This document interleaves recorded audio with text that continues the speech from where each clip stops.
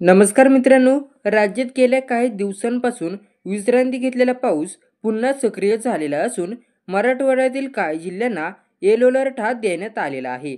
हवामान अंदाजाची व्हिडिओसाठी व्हिडिओ शेवटपर्यंत पहा आणि चॅनलवर नवीन असाल तर चॅनलला सबस्क्राईब करा. गेले काही दिवस दडी मारून बरसलेला पाऊस आता राज्यात सक्रिय झालेला आहे. कोकण, मध्य महाराष्ट्र आणि विदर्भासह मराठवाड्यातही हवामान विभागाने पावसाचा अंदाज वर्तवण्यात आलेला आहे.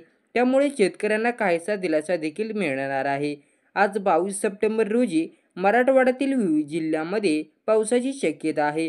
बीड, धाराशिव, लातूर, परभणी, नांदेड, हिंगोली या जिल्ह्यांना हवामान विभागाने येलो अलर्ट हा देण्यात आलेला आहे. छत्रपती संभाजीनगर आणि जालना जिल्ह्यामध्ये देखील हलका पाऊस पडू शकतो. 22 सप्टेंबर रोजी छत्रपती संभाजीनगरमध्ये कमाल तापमान 32 अंश सेल्सिअस तर किमान तापमान 23 अंश सेल्सिअस एवढे असणार आहे.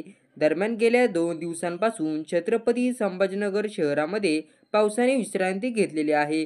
21 सप्टेंबर रोजी हलका पाऊस झालेला आहे.